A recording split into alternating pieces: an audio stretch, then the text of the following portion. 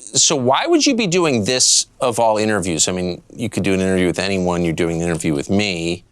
Obviously, you're going to take abuse for doing that. Like, why would you do that? Because I think it's silly not to talk to people. I think whether we agree or not, right? That has nothing to do with it.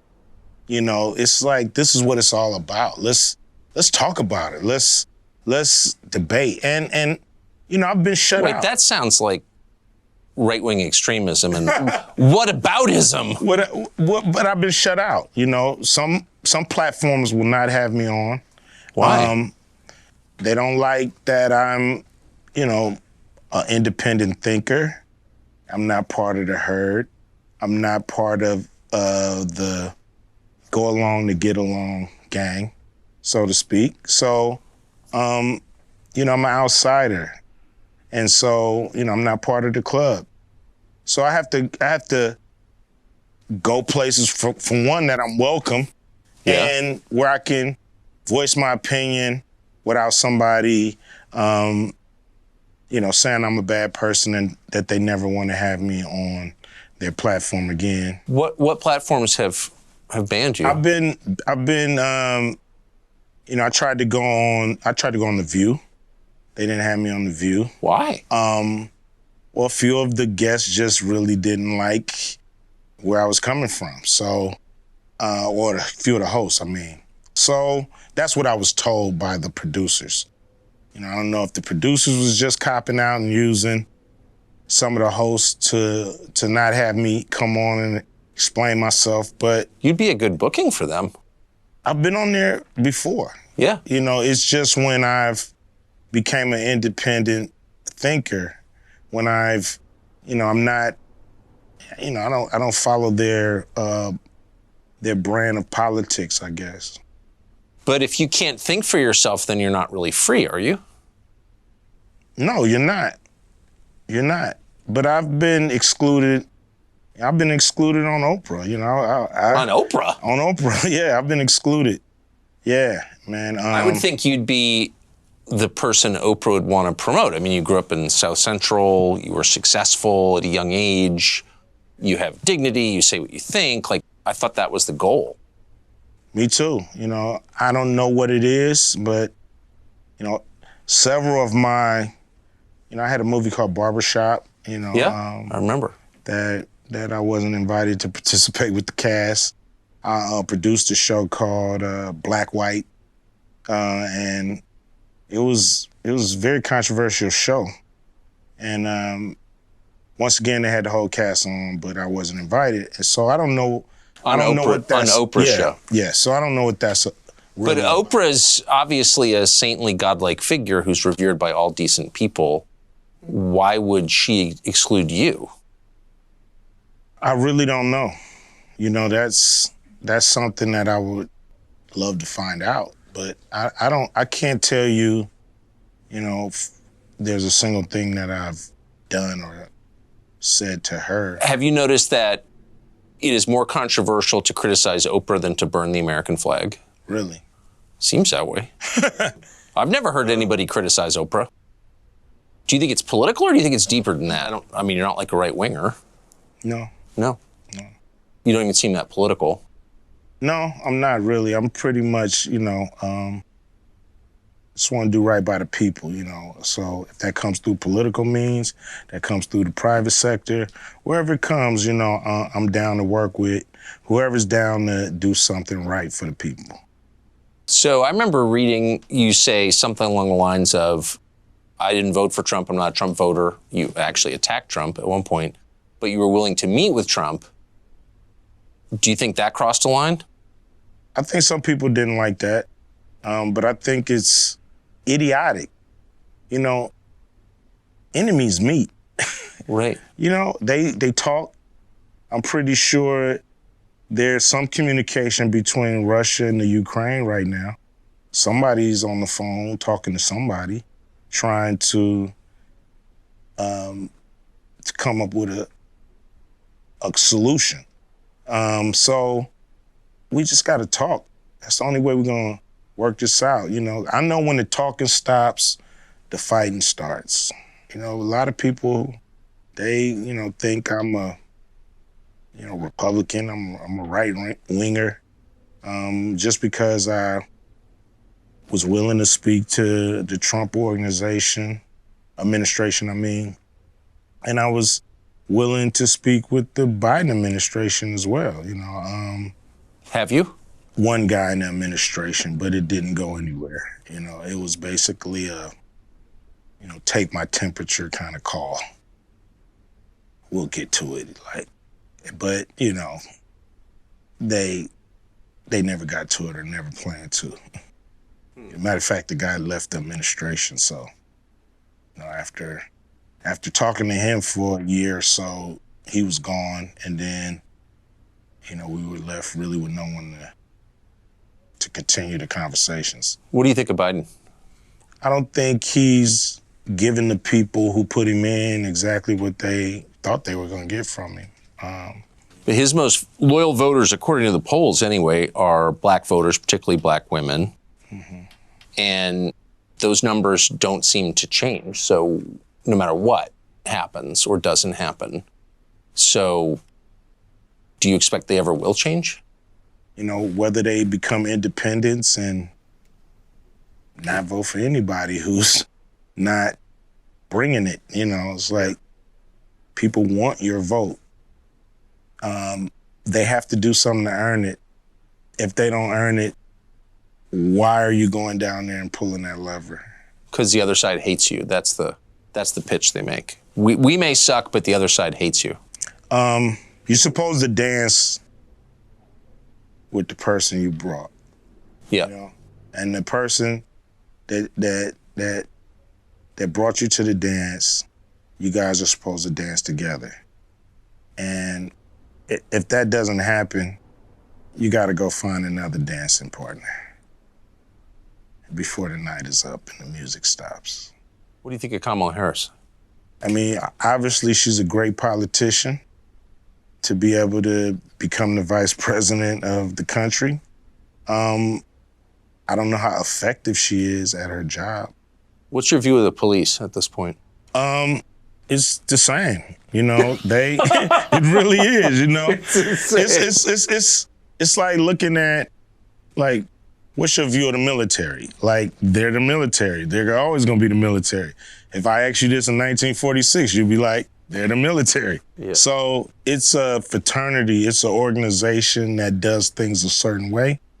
And I think their philosophy sometimes is detrimental to the people they're serving, because I think cops have a win and make it home philosophy. Win whatever battles you have in the street, make it home at night. And that's actually the most important thing. And everything else, people's rights, doing things the right way, being totally fair and square all the time and not, being a little aggressive, all that comes second to win the encounter, make it home at night. And you can't really fault somebody for thinking that way as a police officer, but that's the philosophy. So everything else comes second to that. So guy might not care if he violated your rights. He's gonna win this encounter. He's gonna make it home tonight. And that's all that matters. And sometimes I think that's what we see is an organization hell-bent on winning, and not a fraternity or organization hell-bent on upholding the law and doing everything right or by the book, so to speak.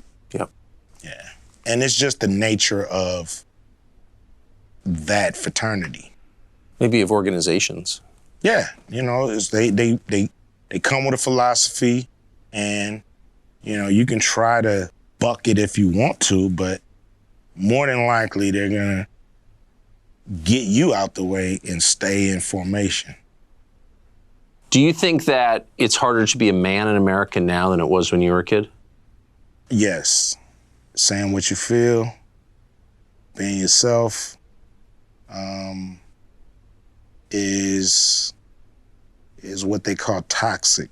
You know, we shouldn't be called toxic for our instincts and for, you know, I was born this way. What are you talking about? You know what I mean? Like, Yeah. why can't we be ourselves? We were born this way too. So there are some groups, like if I say I'm trans, and people say, that's great, you were born that way, we affirm you. But if you say I'm just a dude with male instincts, you're not affirmed, you're attacked. Yeah, I mean, everybody doesn't really have to affirm you. You know, if I wake up and say, you know, I feel like a pigeon, and I want everybody to treat me like a pigeon.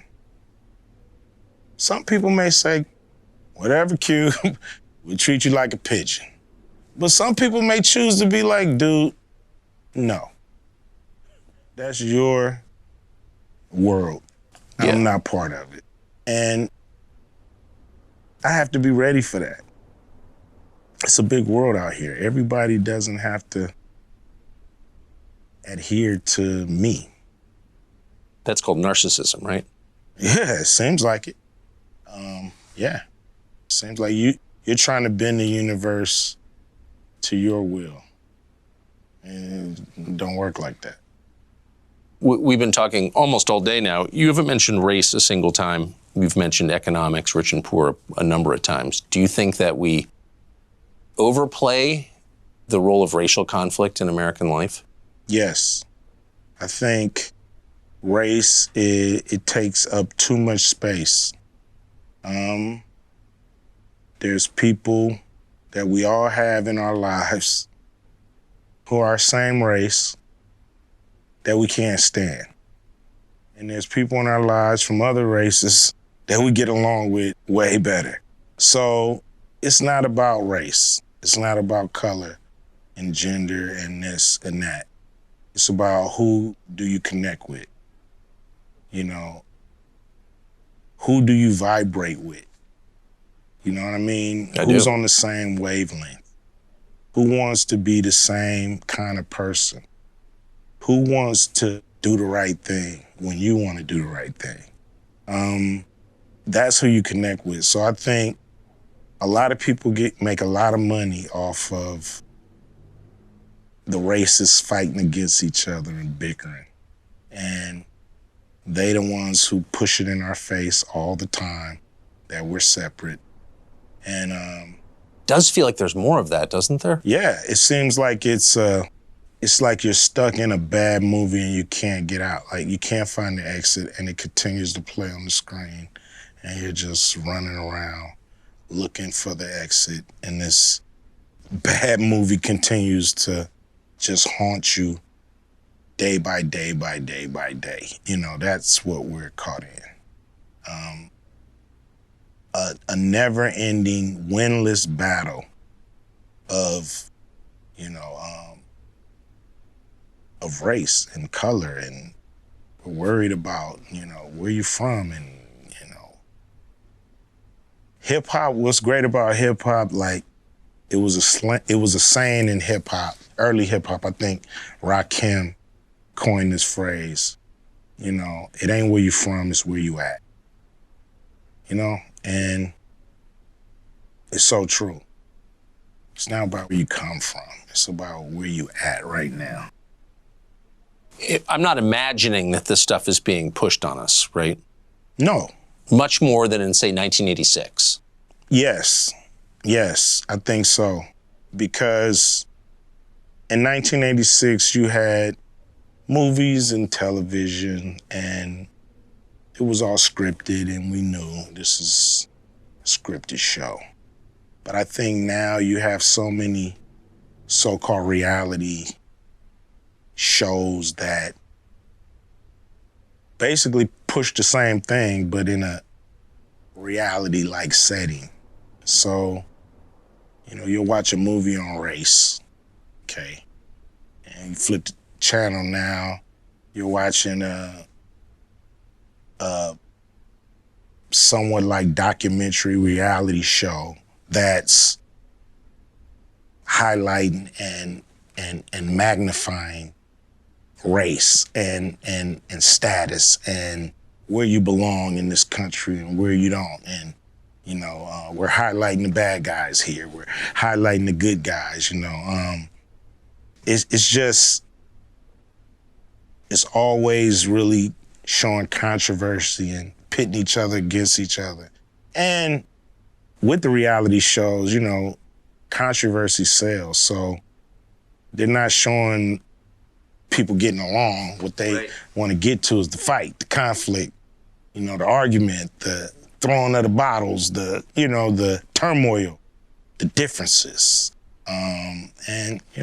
Does that bear any resemblance to your actual life as someone who lives in this country? Like, do you have racial conflict in your life day to day? Probably, most of them are unseen. I'm not going to say I encounter racism. People know who I am. Police know who I am. Everybody knows who I am. So I probably get a pass on a lot of things that friends, family members, people I associate with, people I love go through all the time because they're not Ice Cube. But, I've had an insurance company drop me because they didn't like my point of view. Things like that.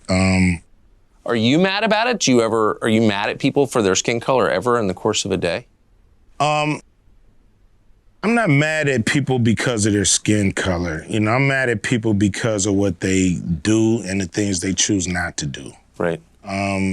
There's a big problem in this country with the financial banking system and Black people and our access to capital. I know that when it breaks down, we have, 13 to 15% of the country trying to live off of half a percentage of wealth, 0.05% of wealth. So that's an issue. That's a problem.